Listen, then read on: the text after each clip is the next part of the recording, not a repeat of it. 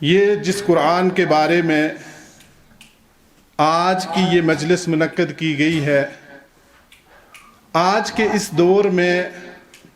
ہمارا اس قرآن کے ساتھ کتنا تعلق ہے، اور کیا جو اس قرآن کا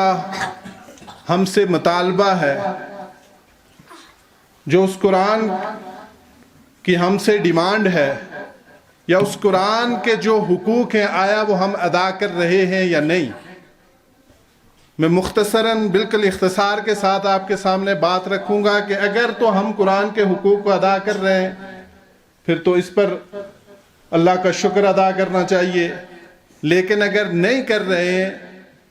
تو پھر ہم نے اپنی زندگیوں کے اندر وہ تبدیلی لانی چاہیے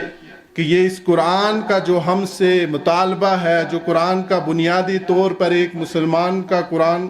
کے ساتھ جو تعلق ہونا چاہیے، اگر وہ نہیں ہے تو وہ تعلق اور وہ حق ادا کرنے کے لیے آج سے کمر بستہ ہونا چاہیے۔